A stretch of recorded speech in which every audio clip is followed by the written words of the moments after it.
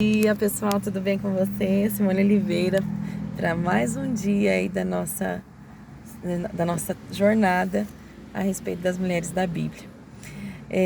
Então hoje nós vamos falar de uma pessoa muito importante também na história, né? Ruth cita ela no livro dela ao lado de Raquel. Deixa eu ver aqui onde que eu acho, se eu tenho um versículo para te falar. Aqui, ó. Eu não tenho, mas no livro de Ruth, ao lado de Raquel, ela é citada como uma das grandes edificadoras da casa de Israel. Por quê, gente? Ontem nós começamos a falar que Raquel, ela encontra com Jacó, certo?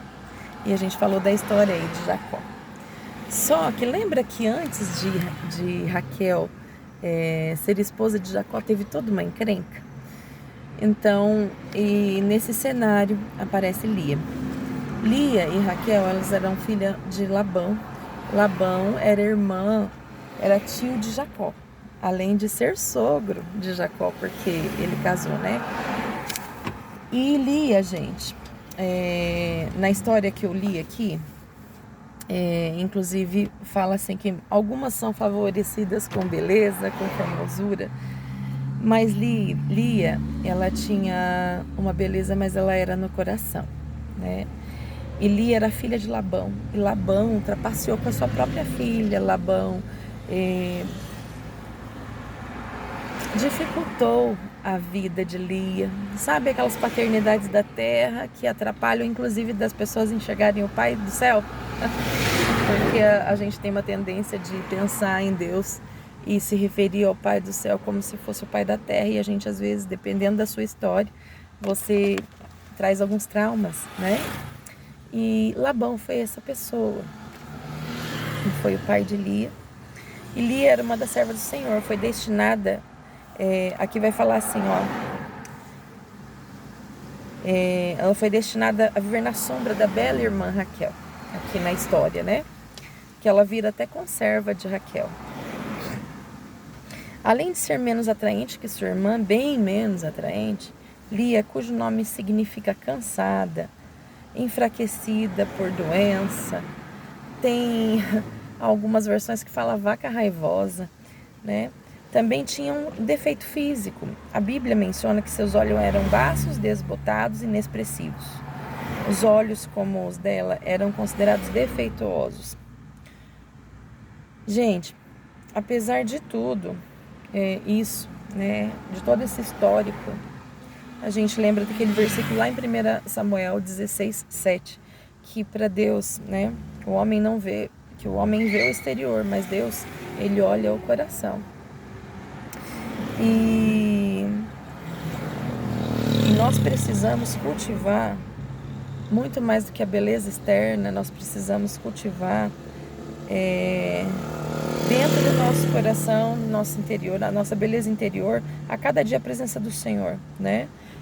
Está lá em Salmo 27,4. E quando estiver contemplando a glória do Senhor, você será transformada a sua imagem pelo Espírito do Senhor, 2 Coríntios 3,18. E apesar de todo esse histórico, Lia, ela foi favorecida, né? Ela foi favorecida pelo Senhor. Nós não estamos dizendo que aqui Deus concordou com as trapaças das famílias, porque a gente está vendo um monte de encrenca, né, em toda essa situação, né? Um que passa a mulher para o outro falando que é irmã porque era primo, então era considerado minha irmã, e ele achava que aquela meia-verdade não era mentira, né? Que foi o caso de Abraão, inclusive de Isaac também, né?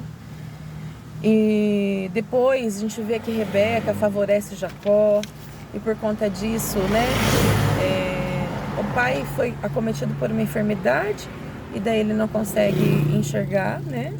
E aí Rebeca, que tinha essa pretensão pelo coração, né, no coração dela era inclinado a Jacó, pela lei de Deus naquela época, né, o primogênito era Esaú, e eles se trapaçam com o pai, e por causa de toda essa encrenca aí, então Jacó tem que fugir para que a Esaú não o matasse, né? E aí ele conhece Raquel, o coração dele se inclina para Raquel. Legitimamente, a esposa de Jacó, né, ela foi Lia, legitimamente, pela lei, mas pelo coração foi Raquel. Então você imagina toda a bagunça que não virou isso aí. Mas, né, Labão, pai de Lia, era um mestre em enganar as pessoas. Infelizmente usou Lia como marionete em um de seus esquemas mais astutos. Por causa do seu pai, Lia foi usada, maltratada, rejeitada. Observe os detalhes. Jacó, primo de Lia e Raquel, que veio de uma terra distante, chegou à casa de seus parentes, em Padã Arã, para encontrar uma noiva. Gênesis 28:2. Raquel, a bela irmã de Lia, conheceu Jacó à beira do poço da cidade. Os dois se apaixonaram à primeira vista. Labão, pai de Raquel, contratou Jacó para trabalhar 7 anos. Então, o que acontece? Jacó chega na cidade e vai até Labão, que além de ser o seu futuro sogro, já era seu tio. Vai vendo a situação. Que ele era irmão de Rebeca, gente. Era tio primeiro. E aí ele vai, faz um contrato, né? E fala da sua pretensão, que ele queria casar-se com Raquel. E Labão faz um contrato com ele. Não, tudo bem, você trabalha para mim 7 anos. E daí você toma o nome a minha filha em casamento. E passa os 7 anos. E quando Jacó deita e acorda e vê que ele tinha tido Lia como primeira esposa. E aí Labão vai, né, até o seu tio ou seu sogro e chega para ele e fala: e agora? Você me deu a esposa, a Lia. E daí Labão vem com aquela conversa, né? Porque de acordo com os costumes da época, a mais velha tinha que se casar primeiro. E eu vou parar aqui, depois a gente vai dar continuidade para frente nessa história. Mas eu quero centralizar a ideia aqui central, que apesar de toda essa encrenca, né, esquece agora todas as trapaças, vamos centralizar em Lia. Nós não vamos falar acerca da trapaça de Labão, nós não vamos falar da situação de Raquel agora, nós vamos falar da situação de Lia. Que apesar de toda essa situação caótica e constrangedora, né, Lia foi favorecida a casar-se, porque naquela época provavelmente ela não casaria, né? Com um defeito físico, ela não era bonita, gente, vamos ser sinceros, é que ela não era beleza, né? Até aqui o livro romantiza que a gente tem que olhar para a beleza, mas assim, a gente sabe quando a gente tem beleza e quando a gente não tem, né? E a gente se apoia realmente, independente se uma enfermidade te acometeu, se você ficou, sei lá, inválido, né, e no decorrer do seu casamento, aí nós vamos ter que olhar realmente para dentro um do outro, né, onde o amor de sacrifício é o que vai superabundar. Mas no primeiro momento, quando você se encara no espelho, que você vê que você... Então você vai passar por um processo, né? Sabe filhos especiais dentro de uma casa? Então a mãe, o pai, inclusive o filho, passa por um processo, né, de aceitação. Se você já nasceu daquela forma, às vezes a pessoa nem tem essa capacidade de cognição para entender o que ela vive. E muitas vezes a gente fala, olha que alegria, né? A pessoa ela não entende, né, o mundo aqui, né? E ela é feliz, independente da circunstância. Agora, quando você, gente, nasceu normal e de repente você foi acometido por uma doença e aquilo te deixou uma sequela, seja uma perca de uma visão, né? Você conhecia o mundo externo. E às vezes eu falo para um amigo meu que é deficiente visual, eu falo, você teve a graça de conhecer as cores, você conhece os lugares, se a gente fala para você, você vai lembrar. Mas as pessoas que também nasceram nunca verão e não saberão o que é uma árvore, por exemplo, né? Só que para quem teve, gente, é muito difícil perder. Igual quando você é muito abastado e você quebra financeiramente. É diferente da gente que é mais desprovido de finanças e já está acostumado a viver ali meio que no limite. E você enriquece, você aprende a valorizar, né? Mas geralmente a pessoa que tem muito e perde é muito difícil de assimilar isso, né? É muito mais difícil do que uma pessoa que já nasceu naquela realidade e prospera. E em todo esse cenário, gente, o coração de Deus se inclinou para Lia, né?